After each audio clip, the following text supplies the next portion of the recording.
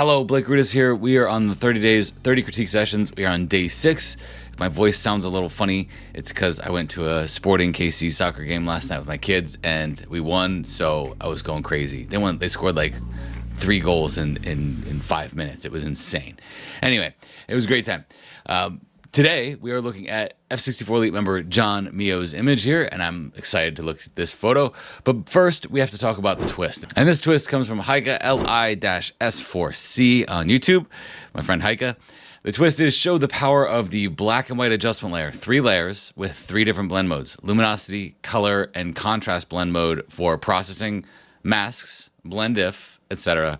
Permitted, of course. Okay, so that's a cool twist, and I'm really looking forward to it. I think we can incorporate that into John's image pretty well. You see, the thing about these twists is that there's many different ways to do the same thing in Photoshop. So even though there might be something that I'm targeting in this image that I would easily just run and grab the curves adjustment layer for, I can use the black and white adjustment layer for those types of things as well. This is awesome. You know, when I look at this picture, I'm reminded of my wife, actually, because she loves beaches like this. I'm like the give me gnarly Lord of the Rings types beaches, you know, the ones where like one misstep and you could literally be the difference between life and death. Those are my types of beaches. And then my wife, on the other hand, she's like, nope, give me a Mai Tai. Let me put my feet in the sand and just look at beautiful water as it runs over my feet. So when I see this, I see a beach that my wife would like to go to, and that canopy of trees over top of this is just so signature of what you would find in Hawaii. And I think what really makes me feel that too is that, you know, you put a person in this landscape image here. This isn't just a landscape image of a tree with water now. You've got someone who's taking a break from life, looking outward towards that. And maybe that's what's making me feel that way about this image. It's almost as if I could place myself or somebody else right there because I can't see a face. So then that person that is looking outward towards the water could really be anyone for me. And as a viewer, it could even be me. I could be placed right there, just looking outward towards that water. And I really enjoy the canopy of trees overhead. It's almost like a frame within the frame that frames out that island that is just off into the distance across the water. Now let's talk about my disconnect with this. And to me, this is a very important disconnect. And it's something that happens very often, actually, when I'm looking at critique images or any images for that matter. It's the contrast of the background and the contrast of the foreground. You see, oftentimes when the background contrast and the foreground contrast are trying to be the same, what happens is you create a lack of depth. So if the background contrast or that island in the distance, its contrast is trying to match the contrast in the foreground, then you're going to flatten it out. And instead of this feeling like a boy who's looking outward towards a far off distant place, you're pulling that place closer to the boy, which can be a helpful strategy, but here I think it just flattens out what otherwise could be some phenomenal depth that can carry us through the image. So let's see if we can use Heike's twist and fix this one up. So I'm in Photoshop here. I'm going to put on 3 black and white adjustment layers. So here's number 1. I'm just going to press Control J and then Control J.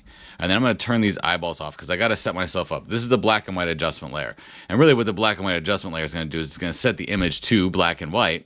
And then we can use the color sliders here so that we can change the color underneath for the tonal presence of the image. I'm going to set this to luminosity because this is going to be now only affecting the tonal value of the image and not the color of the image. So we aren't using these colors now as a black and white adjustment.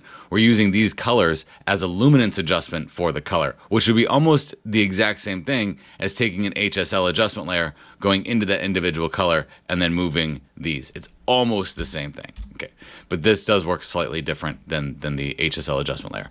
So then the next one, I'm going to change this. I'm going to change this to a contrast blend mode because that was my other thing. So I'm going to try something like linear light on this one, and I'm going to drop the fill all the way down to 0. We'll play with that one in a second, but linear light is one of my favorite contrast blend modes, and I'll talk about that in a minute. Now we need to change the other one to a color blend mode, and here's where we run into a problem. We cannot use this as the color blend mode as it is. It's just going to make it a black and white image. And even if I move these sliders, it's not going to change it.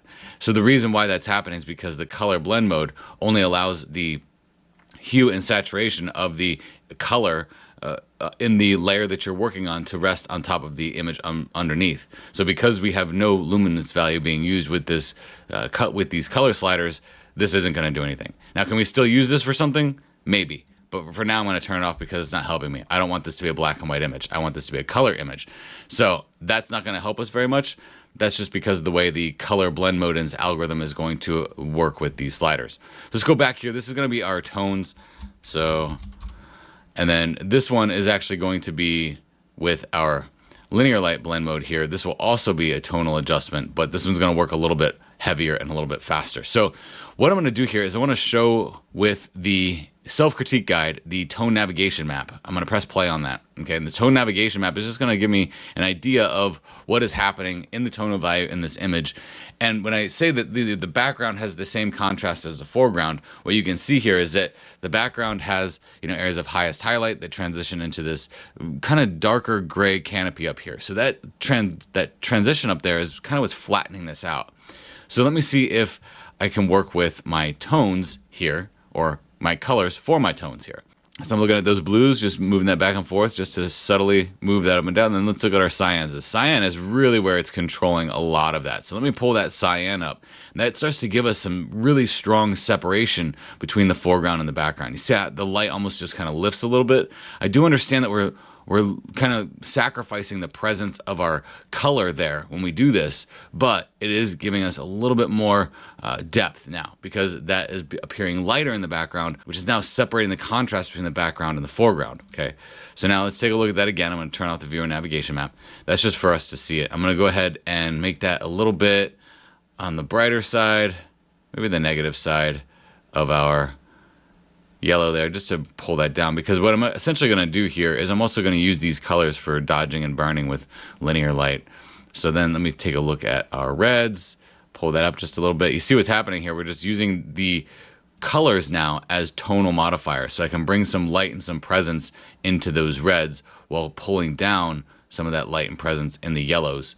Okay, and that looks out pretty well. Look at the tonal value that we're able to get out of the tree when we do that. That's actually quite wonderful. I like that.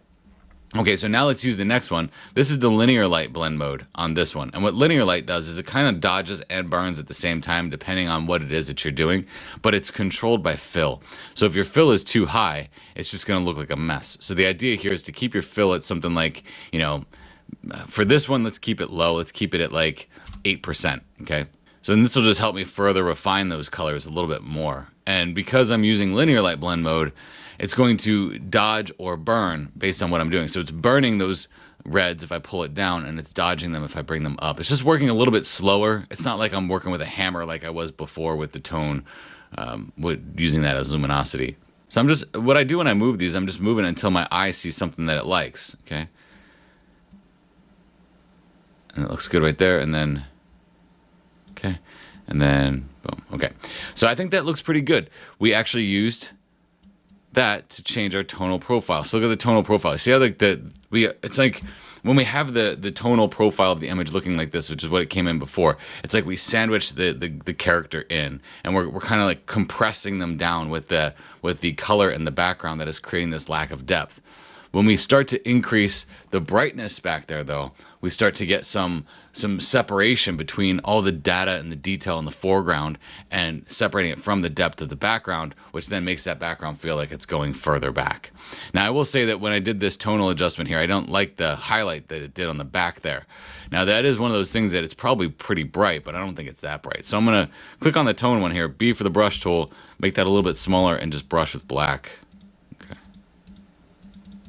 So you might ask yourself, well, you know, did you get to the same point that you would have if you used something else?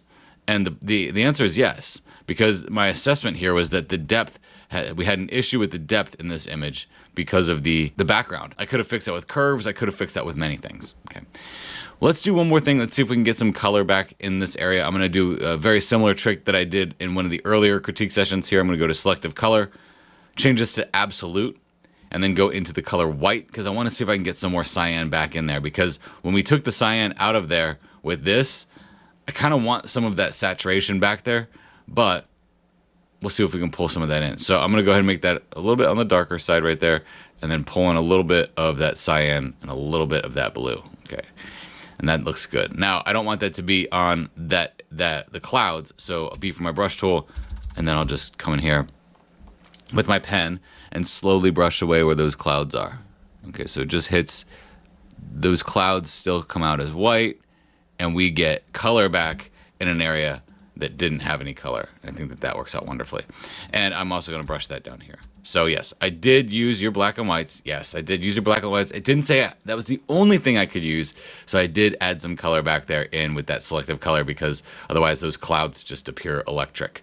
But let's see our before and after now. I think that does help it. You see that? Or just what we're creating here. Look at the tonal presence of this image now. I just think it has a much more cohesive feel to it that incorporates foreground to background. So that was pretty cool, actually. You know, I've never really done that before. What I like about this twist is it puts another tip in my back pocket there of things that I can use when other things might not be working out so well for me. Our showcase image comes from F64 Elite member Robert RHODE. Wow. How ironic is it that I had to use the black and white adjustment layer and then pick the black and white image for the showcase? That was purely by coincidence, I guess. But I really enjoy this, like the leading lines of the cracked mud that's leading me into the background. Your choice to go black and white here is beautiful. I think your treatment here of black and white, Robert, is expertly used for this image. Almost as if you knew while you were on location that this image would bode so well for a black and white. Maybe it happened in your process. It doesn't necessarily matter much to me as a viewer. But what I'm saying here is that it looked like it was a very deliberate choice to do this.